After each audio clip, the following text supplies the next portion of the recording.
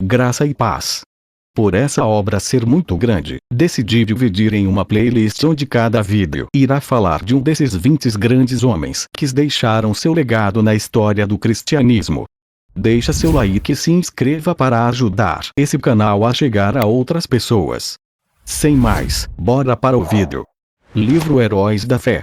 Autor Orlando S. Bower. 20 homens extraordinários que incendiaram o mundo. Hudson Taylor, o pai das missões no interior da China, 1832 a 1905. Tiago Taylor tinha se levantado cedo de madrugada. Chegara por fim o auspicioso e anunciado dia de seu casamento.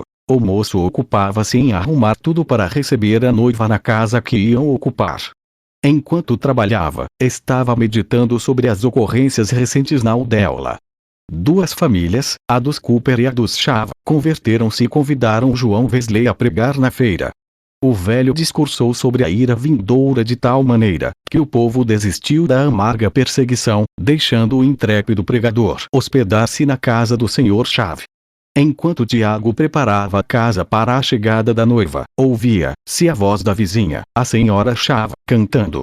Lembrou-se de como ela, meses antes, passava todo o tempo acamada, gemendo dia após dia por causa do reumatismo que a deixara aleijada. Mas quando confiou no Senhor, como disse, para a cura imediata, grande foi a transformação. E indizível foi a surpresa do marido ao voltar a casa. A esposa não somente estava curada e de pé, mas estava varrendo a cozinha. Tiago Taylor odiava a religião. Ainda mais. Esse era o dia em que se ia casar. Depois do casamento, iam dançar e beber como se fazia em tais ocasiões.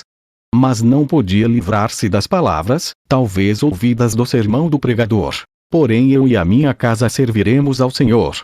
Sim, ia ter uma esposa e assumir as responsabilidades de marido e de pai de família. Grande tinha sido seu descuido. Resolvido, então, a entrar seriamente na vida de casado, começou a repetir as palavras: serviremos ao Senhor. As horas se passavam. O sol subia mais e mais sobre as casas cobertas de neve. Mas o jovem Tiago, esquecido de tudo que é material, e tomado pela realidade das coisas eternas, permaneceu de joelhos, face a face com Deus. O amor do Salvador, por fim, venceu seu coração e Tiago Taylor levantou-se com a alma cheia do Senhor Jesus. Podemos imaginar como os sinos dobraram, como a noiva e os convivas se impacientaram, nesse dia. Já havia passado a hora para o culto de casamento quando o jovem despertou do enlevo com Deus e se levantou da oração. Depois de vestir-se, venceu rapidamente os 3 quilômetros até o vilarejo de Royston. Sem perderem tempo em perguntar ao rapaz a razão de tanto atraso, realizou-se o culto, e Tiago e Elizabeth saíram da igreja, casados. O jovem não vacilou, mas ao sair contou tudo acerca da sua conversão, ao ouvido de Beth.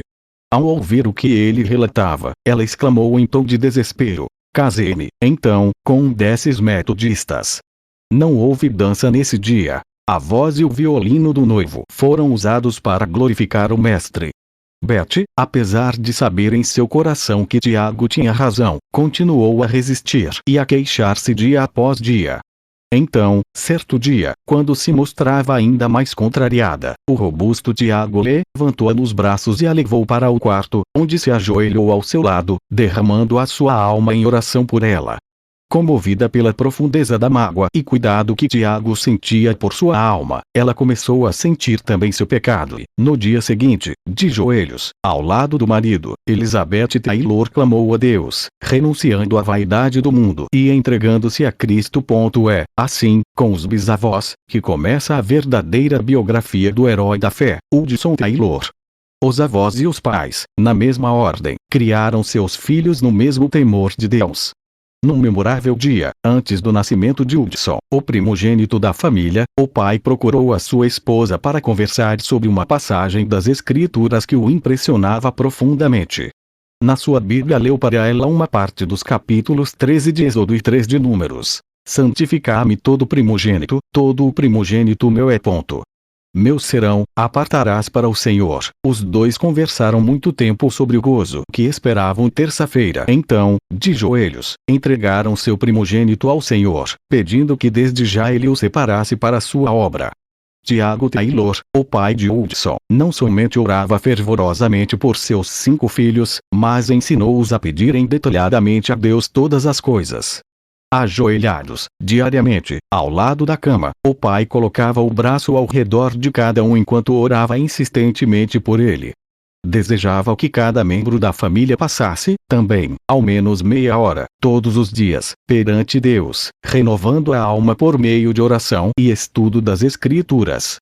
A porta fechada do quarto da sua mãe, diariamente ao meio-dia, apesar das suas constantes e inumeráveis obrigações, tinha também grande influência sobre todos, pois sabiam que ela, assim, se prostrava perante Deus para renovar suas forças e para que o próximo se sentisse atraído ao amigo invisível que habitava nela. Não é de admirar, portanto, que, ao crescer, Hudson se consagrasse inteiramente a Deus. O grande segredo do seu incrível êxito é que em tudo que carecia, no sentido espiritual ou material, recorria a Deus e recebia dos tesouros infinitos. Contudo, não devemos julgar que a mocidade de Hudson Taylor fosse isenta de grandes lutas. Como acontece com muitos, o moço chegou à idade de 17 anos sem reconhecer Cristo como seu Salvador. Acerca disso ele escreveu mais tarde: pode ser coisa estranha, mas sou grato pelo tempo que passei no ceticismo.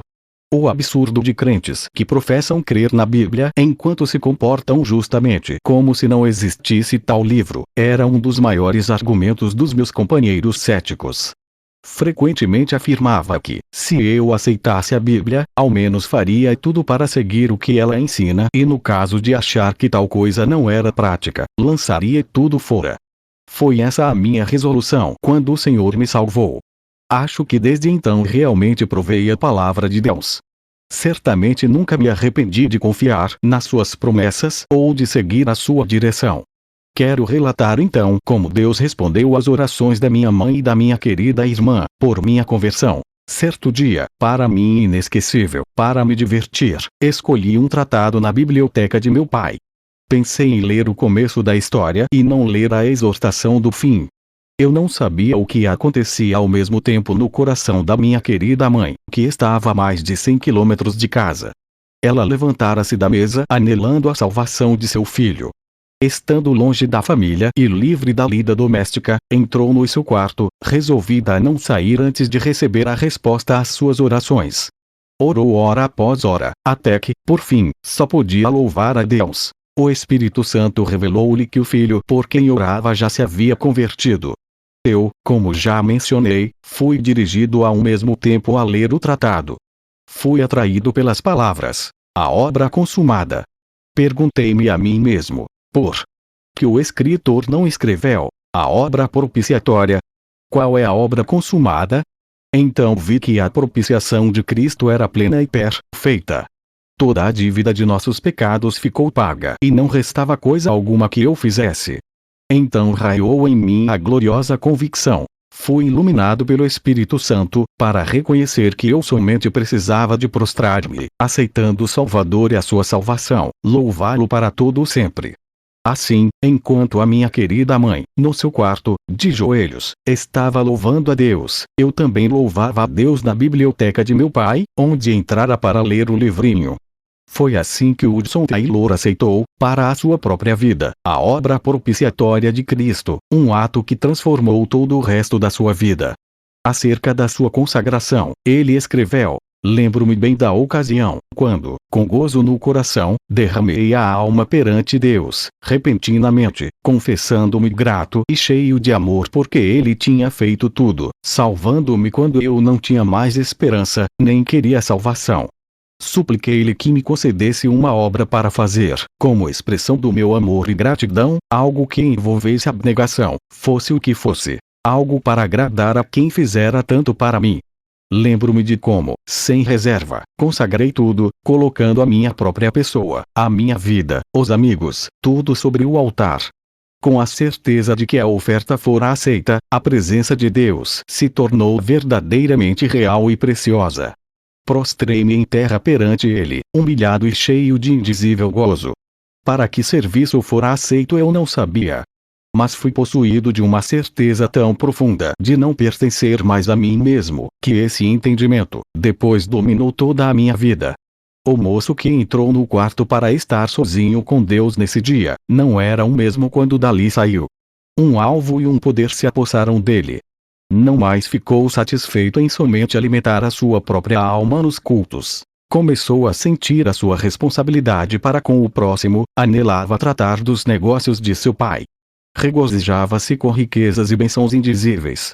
E, como os leprosos no arraial dos Círios, Hudson e sua irmã, Amélia, diziam: não fazemos bem. Este dia é de boas novas, e nos calamos.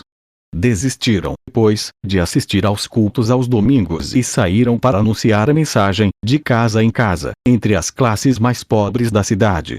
Mas Hudson Taylor não se sentia satisfeito. Sabia que ainda não estava no centro da vontade de Deus. Na angústia de seu espírito, como aquele da antiguidade, clamou: não te deixarei ir, se me não abençoares. Então, sozinho e de joelhos, surgiu na sua alma um grande propósito. Se Deus rompesse o poder do pecado e o salvasse em espírito, alma e corpo para toda a eternidade, ele renunciaria tudo na terra para ficar sempre ao seu dispor.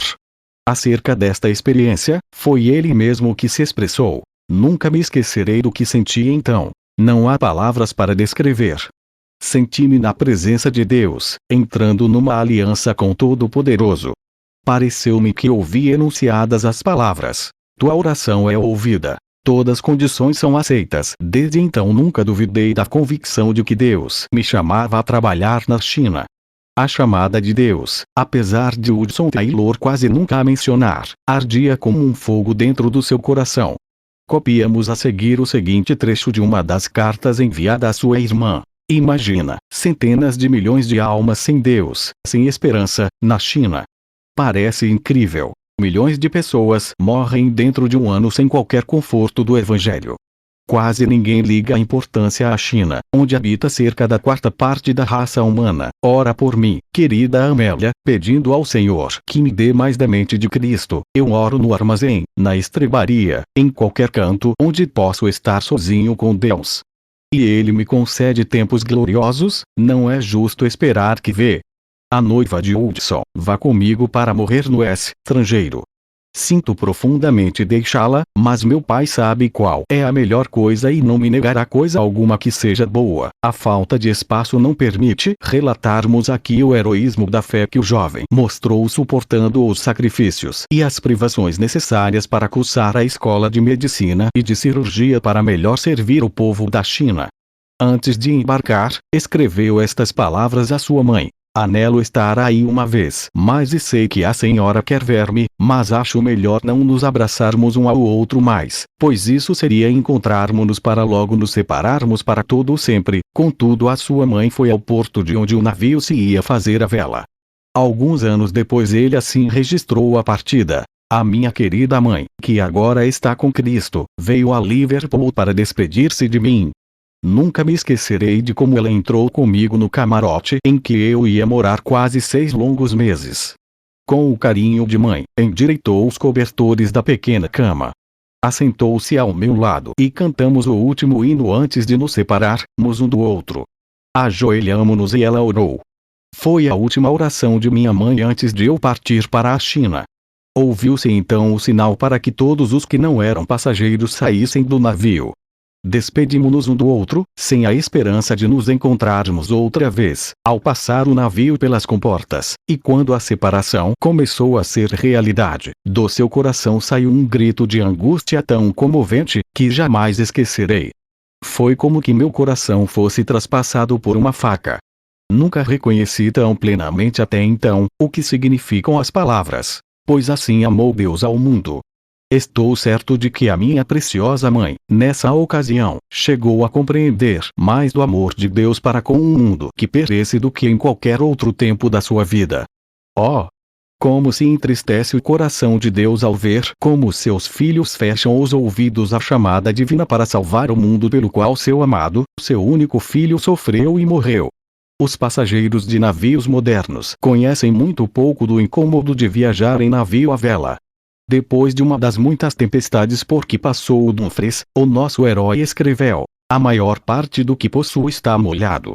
O camarote do comissário, coitado, inundou-se. Somente pelas orações e grandes esforços de todos a bordo é que conseguiram salvar as próprias vidas quando o navio, levado por grande temporal, estava prestes a naufragar nas pedras da praia de Gales. A viagem que esperavam realizar em 40 dias levou 5 meses e meio.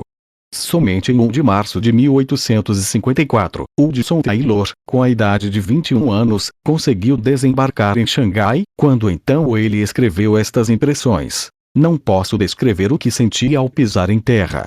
Parecia-me que o coração ia estourar. As lágrimas de gratidão e gozo corriam-me pelas faces.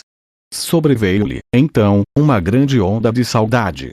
Não havia amigos, nem conhecidos, nem qualquer pessoa em todo o país para saudá-lo bem-vindo, nem mesmo alguém que conhecesse o seu nome.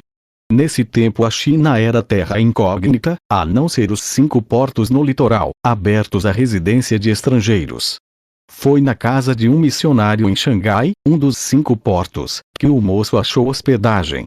A vitória em todas as variadas provações nesse tempo era devida à característica mais saliente de Hudson Taylor, talvez a de nunca ficar parado na sua obra, fosse qual fosse o contratempo. Durante os primeiros 3 meses na China, distribuiu 1.800 Novos Testamentos e Evangelhos e mais de 2.000 livros. Durante o ano de 1855, fez 8 viagens, uma de 300 quilômetros, subindo o rio Yangtze. Em outra viagem visitou 51 cidades onde nunca antes se ouvira a mensagem do Evangelho. Nessas viagens foi sempre prevenido do perigo que corria a sua vida entre um povo que nunca tinha visto estrangeiros. Para ganhar mais almas para Cristo, apesar da censura dos demais missionários, adotou o hábito de vestir-se como os chineses. Rapou a cabeça na frente, deixando o resto dos cabelos a formar trança comprida. A calça, que tinha mais de meio metro de folga, ele a segurava conforme o costume, com um cinto. As meias eram de chita branca, o calçado de cetim. O manto pendendo dos ombros, sobressaía-lhe a ponta dos dedos das mãos, mais que 70 centímetros. Mas uma das cruzes mais pesadas que nosso herói teve de levar foi a falta de dinheiro, quando a missão que o enviara se achava sem recursos. Em 20 de janeiro de 1858, Hudson Taylor casou-se com Maria Dear, uma missionária de talento na China. Desse enlace nasceram 5 filhos. A casa em que moraram primeiro, na cidade de Ningpo, tornou-se depois o berço da famosa missão do interior da China. As privações e os encargos de serviço em Xangai, Ningpo e outros lugares eram tais que Hudson Taylor, antes de completar 6 anos na China, foi obrigado a voltar à Inglaterra para recuperar a saúde. Foi para ele quase como que uma sentença de morte quando os médicos informaram-lhe de que nunca mais devia voltar à China. Entretanto, o fato de perecerem mais de 1 milhão de almas todos os meses na China era uma realidade para Hudson Taylor. Com seu espírito indômito, ao chegar à Inglaterra, iniciou imediatamente a tarefa de preparar um inário e a revisão do Novo Testamento para os novos convertidos que deixara na China. Usando ainda o traje de chinês, trabalhava tendo um mapa da China na parede e a Bíblia sempre aberta sobre a mesa. Depois de alimentar-se e fartar-se da palavra de Deus, fitava o mapa, lembrando-se dos que não tinham tais riquezas. Todos os problemas ele os levava a Deus. Não havia coisa alguma demasiado grande, nem tão insignificante, que a não deixasse com o Senhor em oração. Em razão de suas atividades, estava tão sobrecarregado de correspondência e nos trabalhos dos cultos em prol da China, que após a sua chegada passaram-se mais de 20 dias antes de conseguir abraçar seus queridos pais em Bransley. Passava, às vezes, a manhã, outras vezes à tarde, em jejum e oração.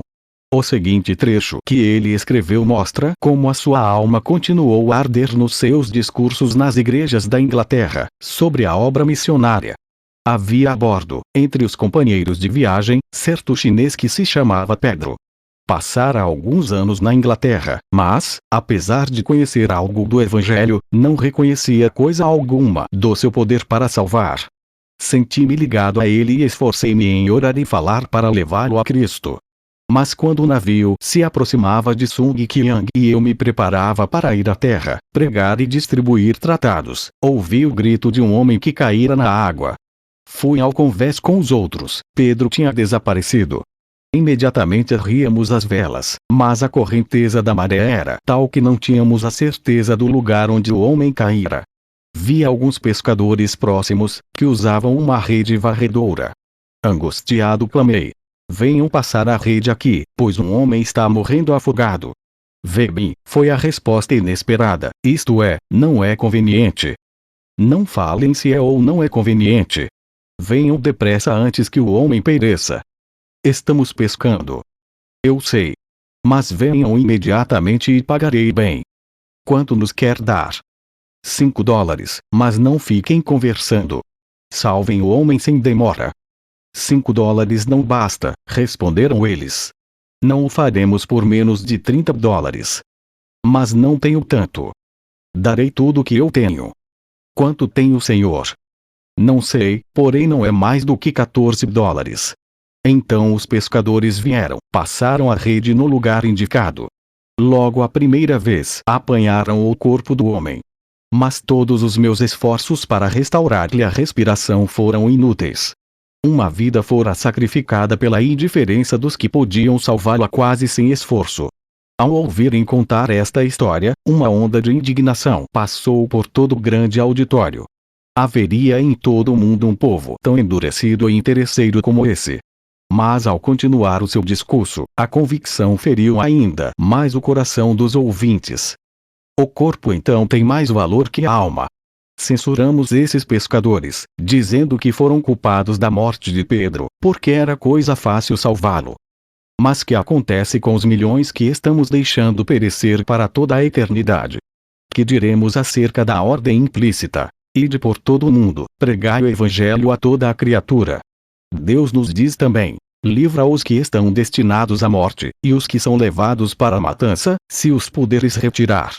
Se disseres: eis que não o sabemos, porventura aquele que pondera os corações não o considerará. E aquele que atenta à tua alma não o saberá. Não pagará ele ao homem conforme a sua obra. Credes que cada pessoa entre esses milhões da China tem uma alma imortal e que não há outro nome debaixo do céu, dado entre os homens a não ser o precioso nome de Jesus, pelo qual devamos ser salvos? Credes que ele só, é o caminho, a verdade e a vida e que ninguém vai ao Pai senão por ele? Se assim o credes, examinai-vos a vos mesmos para ver se estáis fazendo todo o possível para levar seu nome a todos. Ninguém deve dizer que não é chamado para ir à China. Ao enfrentar tais fatos, todas as pessoas precisam saber se tem uma chamada para ficarem em casa. Amigo, se não tens certeza de uma chamada para continuar onde estás, como podes desobedecer à clara ordem do Salvador, para ir?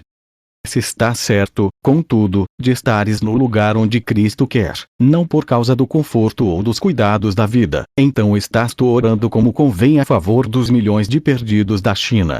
Estás tu usando teus recursos para a salvação deles. Certo dia, não muito depois de haver regressado à Inglaterra, Hudson Taylor, ao completar a estatística, veio a saber que o número de missionários evangélicos na China diminuíra em vez de aumentar. Apesar de a metade da população pagã estar na China, o número de missionários durante o ano tinha diminuído de 115 para somente 91. Começaram a soar aos ouvidos do missionário estas palavras: quando eu disser ao ímpio, certamente morrerás, não avisando tu, não falando para avisar o ímpio acerca do seu caminho ímpio, para salvar a sua vida. Aquele ímpio morrerá na sua maldade, mas o seu sangue da tua mão requererei. Era um domingo, 25 de junho de 1865, de manhã, à beira-mar. Hudson Taylor, cansado e doente, estava com alguns amigos em Brighton. Mas não podendo suportar mais o regozijo da multidão na casa de Deus, retirou-se para andar sozinho nas areias da maré vazante. Tudo em redor era paz e bonança, mas na alma do missionário rugia uma tempestade. Por fim, com alívio indizível, clamou: Tu, Senhor, tu podes assumir todo o encargo. Com tua chamada, e como teu servo, avançarei, deixando tudo nas tuas mãos. Assim a missão do interior da China foi concebida na sua alma e todas as etapas do seu progresso realizaram-se por seus esforços. Na calma do seu coração, na comunhão profunda e indizível com Deus, originou-se a missão. Com o lápis na mão, abriu a Bíblia e, enquanto as ondas do vasto mar batiam aos seus pés, escreveu as simples, mas memoráveis palavras: Orem Brigton, pedindo 24 trabalhadores competentes e dispostos, em 25 de junho de 1865. Mais tarde, recordando-se da vitória dessa ocasião, escreveu: grande foi o alívio de espírito que senti ao regressar da praia. Depois de findar o conflito, tudo era gozo e paz. Parecia que me faltava muito pouco para voar até a casa do Sr. Pierce. Na noite desse dia dormi profundamente. A querida esposa achou que a visita a Brigton serviu para renovar-me maravilhosamente. Era verdade. O vitorioso missionário, juntamente com a família e os 24 chamados por Deus, embarcaram em Londres, no Lammermuir, para a China em 26 de setembro de 1865. O anelante alvo de todos era o de erguer a bandeira de Cristo nas 11 províncias ainda não ocupadas da China.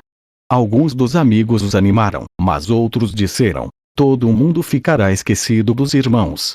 Sem uma junta aqui na Inglaterra ninguém se importará com a obra por muito tempo.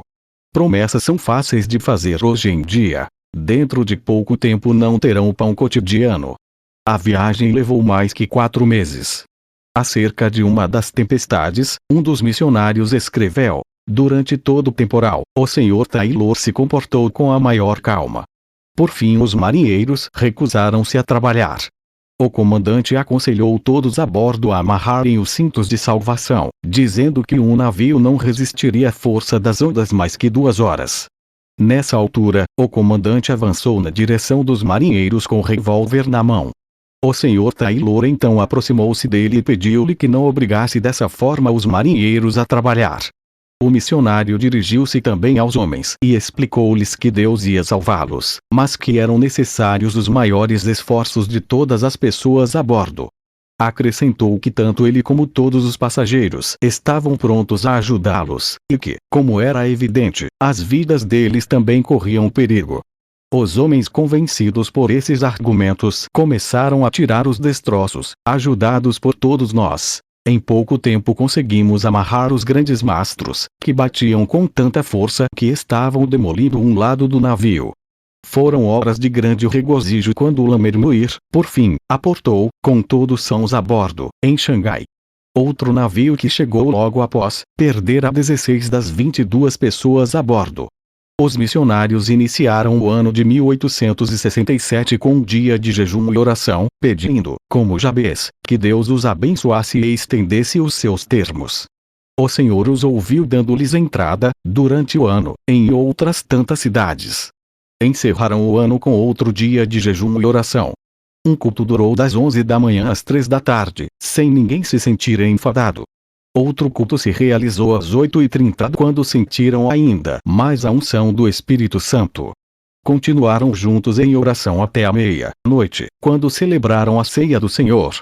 No início de 1867, o Senhor chamou Graça Taylor, filha de Hudson Taylor, para o lar eterno, quando ela completava 8 anos de idade. No ano seguinte, a senhora Taylor e o filho, Noel, faleceram de cólera. Foi assim que se expressou o pai e marido. Ao amanhecer o dia, apareceu a luz do sol que fora ocultado pela luz de vela, a cor característica da morte no rosto da minha esposa. O meu amor não podia a ignorar por mais, não somente o seu estado grave, mas que realmente ela estava morrendo. Ao conseguir acalmar o meu espírito, eu lhe disse: sabes, querida, que estás morrendo. Morrendo. Achas que sim? Por que pensas tal coisa? Posso ver que sim, querida. As tuas forças estão se acabando.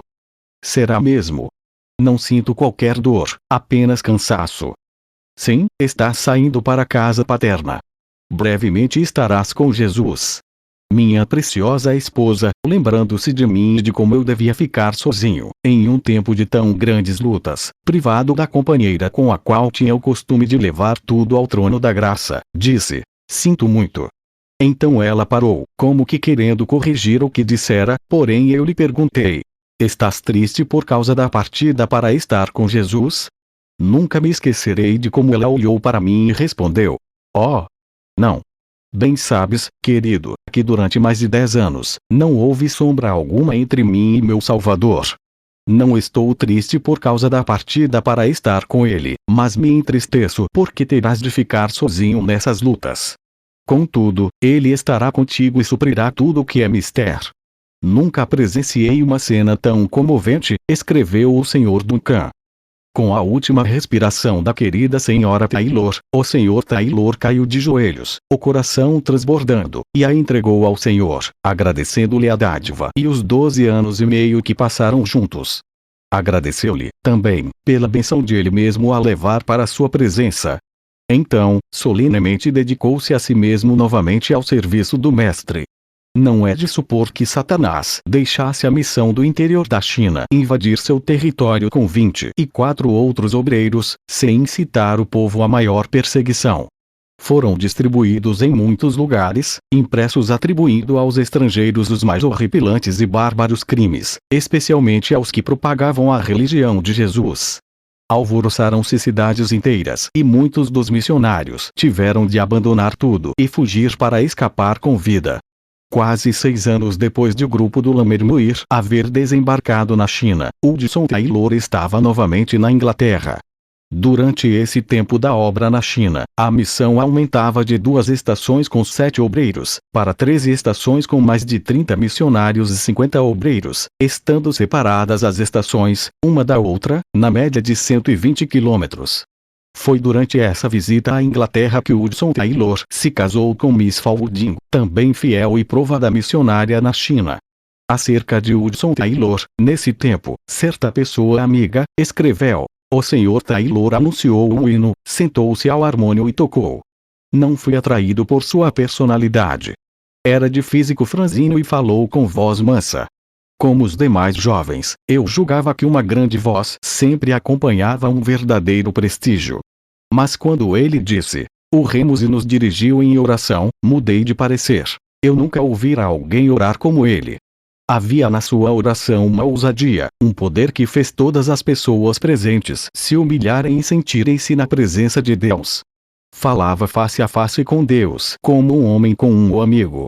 Sem dúvida, tal oração era o fruto de longa permanência com o Senhor. Era como o orvalho descendo dos céus. Tenho ouvido muitos homens orarem, mas não ouvi ninguém como o Sr. Taylor e o Sr. Spurgeon. Ninguém, depois de ouvir como esses homens oravam, pode esquecer-se de tais orações. Foi a maior experiência da minha vida ouvir o Sr. Spurgeon, quando tomou, como se fosse a mão do auditório de 6.000 pessoas e as levou ao Santo dos Santos. Ouvir o Sr. Taylor rogar pela China era reconhecer algo do que significa a súplica fervorosa do justo. Foi em 1874 quando, com a esposa, subiam o grande rio Yangtze e ele meditava sobre as 9 províncias que se estendiam dos trópicos de Burma ao planalto de Mongólia e as montanhas de Tibete, que Hudson Taylor escreveu. A minha alma anseia, e o coração arde pela evangelização de centenas de milhões de habitantes dessas províncias sem obreiros. Oh! Se eu tivesse 100 vidas a dar ou gastar por eles! Mas, no meio da viagem, receberam notícias da morte da fiel missionária Amelia Blatchley, na Inglaterra. Ela não somente cuidava dos filhos do Sr. Taylor, mas também servia como secretária da missão. Grande foi a tristeza de Hudson Taylor ao chegar à Inglaterra e achar não somente os seus queridos filhos separados e espalhados, mas a obra da missão quase paralisada. Mas isso não foi ainda a sua maior tristeza. Na sua viagem pelo rio Yangtze, o Sr. Taylor, ao descer a escada do navio, levou uma grande queda, caiu sobre os calcanhares e de tal maneira que o choque ofendeu a espinha dorsal. Depois que chegou à Inglaterra, o incômodo da queda agravou-se até ele ficar acamado. Sobreveio-lhe então a maior crise da sua vida, justamente quando havia maior necessidade de seus esforços. Completamente paralítico das pernas, tinha de passar todo o tempo deitado de costas. Uma pequena cama era sua prisão. É melhor dizer que era sua oportunidade. Ao pé da cama, na parede, estava afixado um mapa da China. E ao redor dele, de dia e de noite, estava a presença divina. Aí, de costas, mês após mês, permaneceu o nosso herói, rogando e suplicando ao Senhor a favor da China. Foi-lhe concedida a fé para pedir que Deus enviasse 18 missionários. Em resposta aos seus apelos para a oração, escritos com a maior dificuldade e publicados no jornal, 60 moços responderam de uma vez. Dentre eles, 24 foram escolhidos. Ali, ao lado do leito, ele iniciou aulas para os futuros missionários e ensinou-lhes as primeiras lições da língua chinesa, e o Senhor os enviou para a China. Lê-se o seguinte acerca de como um missionário inutilizado em corpo, nesse tempo, ficou bom. Ele foi tão maravilhosamente curado, em resposta à oração, que podia cumprir com um incrível número de suas obrigações. Passou quase todo o tempo das férias, com seus filhos em Guernsey, escrevendo. Durante os 15 dias que passou ali, apesar de desejar compartilhar da delícia da linda praia, com seus filhos, saiu com eles apenas uma vez. Mas as cartas que enviou para a China e outros lugares valiam mais do que ouro.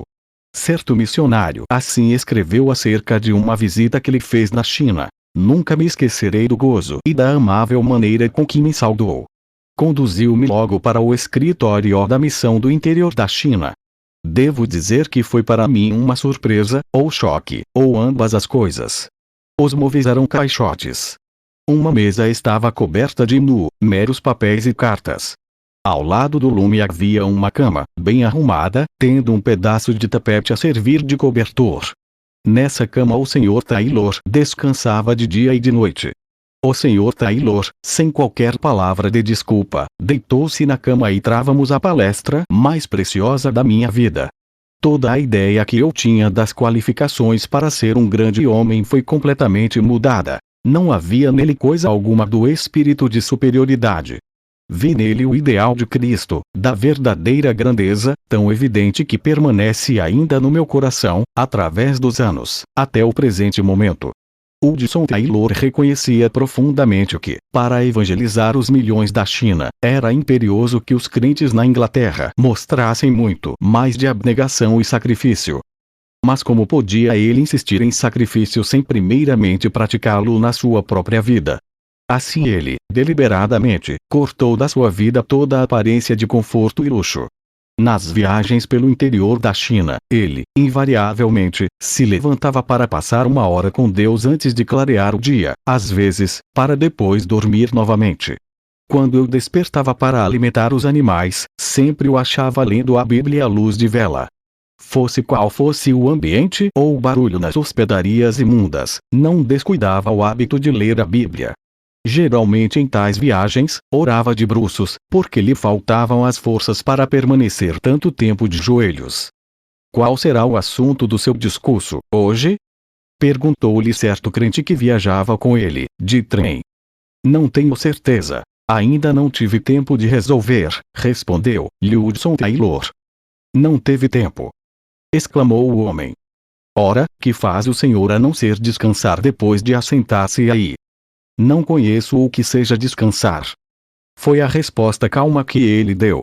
Depois de embarcarmos em Edimburgo, passei todo o tempo orando e levando todos os nomes dos membros da missão do interior da China, e os problemas de cada um, ao Senhor. Está além da nossa compreensão. Como no meio de uma das maiores obras de evangelização de toda a história, ele podia dizer: nunca fomos obrigados a abandonar uma porta aberta, por falta de recursos. Apesar de muitas vezes gastarmos até o último penny, a nenhum dos obreiros nacionais nem a nenhum dos missionários faltou o prometido pão cotidiano. Os tempos de provações são sempre tempos abençoados e o que é necessário nunca chega demasiado tarde. Outro segredo do seu grande êxito de levar a mensagem de salvação ao interior da China era a determinação de que a obra não somente continuasse com caráter internacional, mas também interdenominacional, que aceitasse missionários dedicados a Deus, de qualquer nação e de qualquer denominação. Em 1878, ao regressar de uma viagem, começou a orar pedindo que Deus enviasse mais 30 missionários antes de findar o ano de 1879. Diremos, ao lembrarmos-nos do dinheiro necessário para pagar as passagens e sustentar tantas pessoas, que a sua fé era grande. Pois bem, 28 pessoas, com os corações acesos pelo desejo de salvação dos perdidos na China, confiando em Deus para o seu sustento cotidiano, embarcaram antes de findar o ano de 1878 e mais 6 em 1879. Conversando com um companheiro de lutas, na cidade de Wuchang, Hudson Taylor começou a enumerar os pontos estratégicos em que deviam começar logo a evangelizar os 2 milhões de habitantes do Vale do Grande Rio Yangtze e o do seu tributário, o Rio Han. Com menos de 50 ou 60 novos obreiros, a missão não podia dar tal passo, e a própria missão não tinha mais de um total de 100.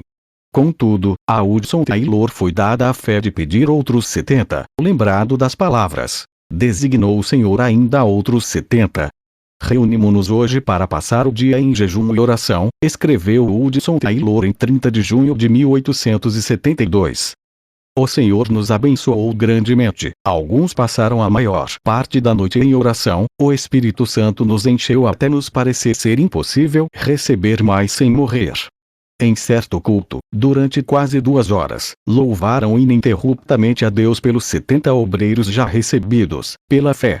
E, em realidade, foram recebidos mais do que 70, e dentro do prazo marcado. O Senhor conduziu a missão, pouco a pouco, para uma visão ainda mais larga, levou os obreiros a pedirem ao Senhor outros 100, em 1887. Assim, disse o Sr. Stephenson: se me mostrassem uma foto de todos os 100, batida aqui na China, não seria mais real do que realmente é. Contudo, Hudson Taylor não iniciou precipitadamente o programa de orar e se esforçar para receber mais 100 missionários.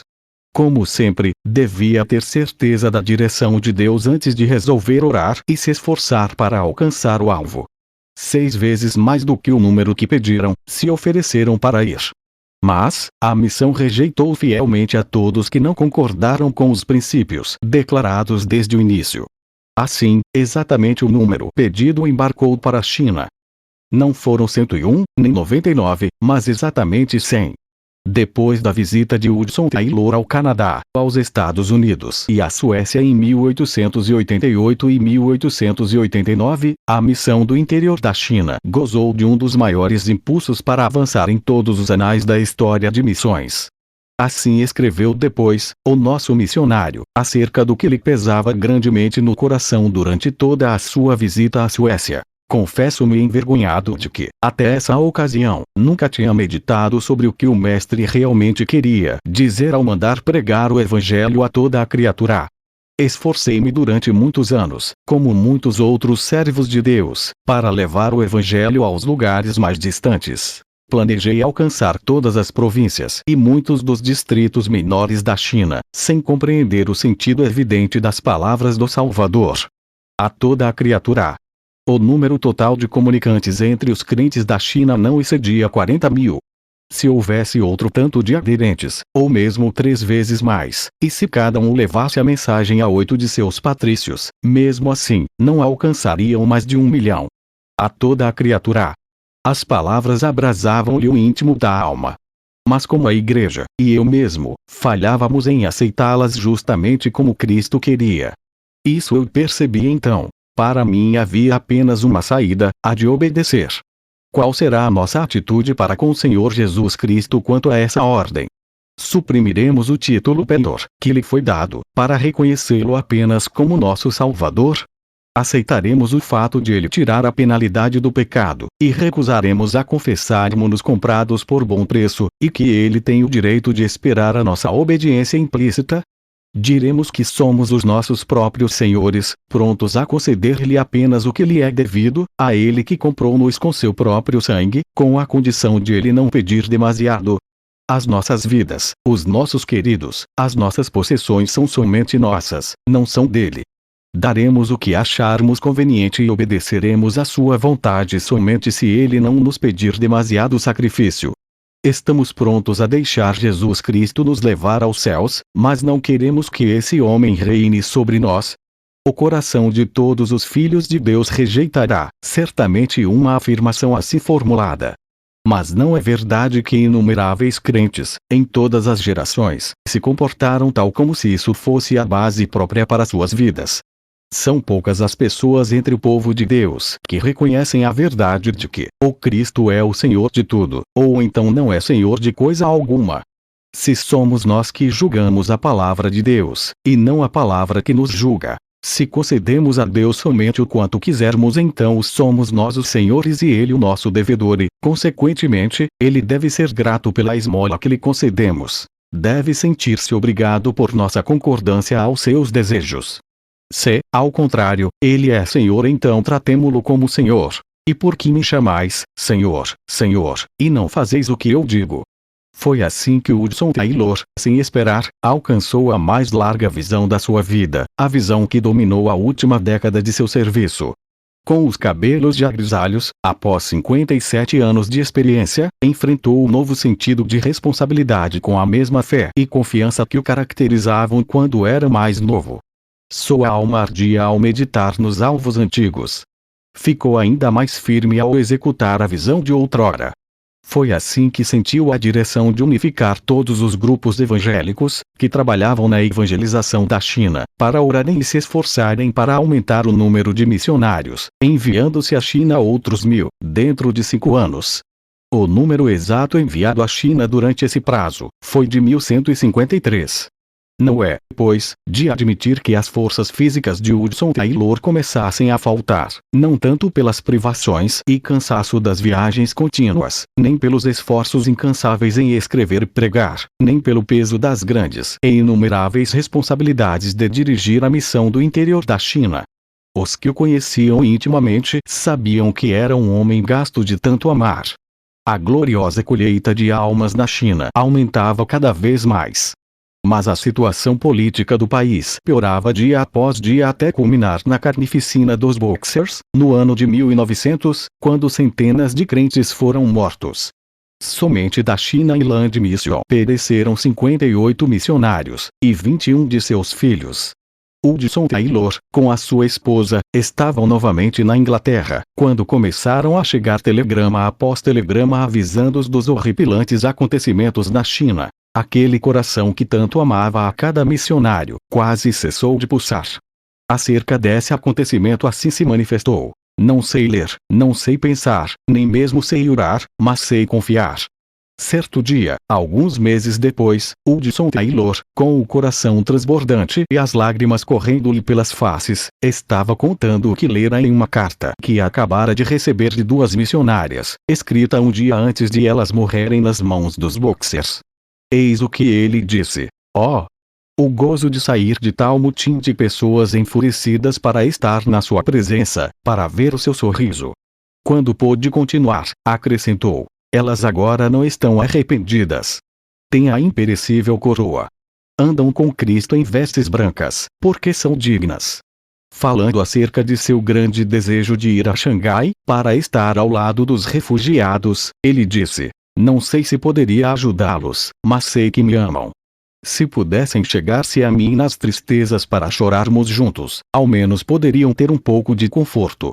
Mas ao lembrar-se de que tal viagem lhe era impossível por causa da saúde, a sua tristeza parecia maior do que podia suportar.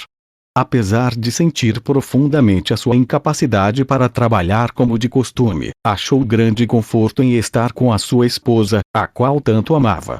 Findara o tempo em que deviam passar longos meses e anos separados um do outro, nas lutas em tantos lugares. Foi em 30 de julho de 1904 que sua esposa faleceu. Não sinto nada de dor, dizia ela, apesar da ânsia em respirar. Então, de madrugada, percebendo a angústia de espírito do seu marido, pediu-lhe que orasse rogando ao Senhor que a levasse logo. Foi a oração mais difícil da vida de Hudson Taylor, mas por amor dela, ele orou pedindo a Deus que libertasse o espírito da sua esposa. Logo que orou, dentro de 5 minutos, cessou a ânsia e não muito depois ela adormeceu em Cristo. A desolação de espírito de Hudson Taylor sentiu depois da partida da sua fiel companheira era indescritível. Todavia, achou indizível paz nesta promessa: a minha graça te basta. Começou a recuperar as forças físicas e na primavera fez a sua 7ª viagem aos Estados Unidos. Daí fez a última viagem à China, desembarcando em Xangai em 17 de abril de 1905. O valente líder da missão, depois de tão prolongada ausência, foi recebido em todos os lugares com grandes manifestações de amor e estima da parte dos missionários e crentes, especialmente dos que escaparam dos intraduzíveis espetáculos da insurreição dos Boxers. Em Xinjiang, o veterano missionário visitou o cemitério onde estão gravados os nomes de 4 filhos e o da esposa. As recordações eram motivo de grande gozo, isto é, o dia da grande reunião se aproximava. No meio da viagem, quando visitava as igrejas na China, sem ninguém esperar, nem ele mesmo, findou a sua carreira na Terra. Isso aconteceu na cidade de Changsha em 3 de junho de 1905. Sua nora contou o seguinte, sobre esse acontecimento. O querido papai estava deitado. Como sempre gostava de fazer, tirou as cartas, dos queridos, da sua carteira e as estendeu sobre a cama. Baixou-se para ler uma das cartas perto do candeeiro aceso colocado na cadeira ao lado do leito. Para que ele não se sentisse demasiadamente incomodado, puxei outro travesseiro e o coloquei por baixo da sua cabeça e assentei-me numa cadeira ao seu lado. Mencionei as fotografias da revista Missionary Review, que estava aberta sobre a cama. Howard tinha saído para ir buscar algo para comer, quando papai, de repente, virou a cabeça e abriu a boca como se quisesse espirrar. Abriu a boca a segunda, e a terceira vez. Não clamou. Não pronunciou qualquer palavra. Não mostrou qualquer dificuldade para respirar, nada de ânsia. Não olhou para mim, e não parecia cônscio, não era a morte, era a entrada na vida imortal. Seu semblante era de descanso e sossego. Os vincos do rosto feitos pelo peso da luta de longos anos pareciam haver desaparecido em poucos momentos. Parecia dormir como criança no colo da mãe. O próprio quarto parecia cheio de indizível paz. Na cidade de Xinjiang, à beira do grande rio, que tem a largura de mais de 2 quilômetros, foi enterrado o corpo de Hudson Taylor. Muitas foram as cartas de condolências recebidas de fiéis filhos de Deus no mundo inteiro. Emocionante foram os cultos celebrados em vários países, em sua memória. Impressionantes foram os artigos e livros impressos acerca das suas vitórias na obra de Deus. Mas as vozes mais destacadas, as que Hudson Taylor apreciara mais, se pudesse ouvi-las, eram as das muitas crianças chineses, que, cantando louvores a Deus, deitaram flores sobre o seu túmulo. Clique no card acima para o próximo vídeo. Iremos falar de Carlos Spurgeon.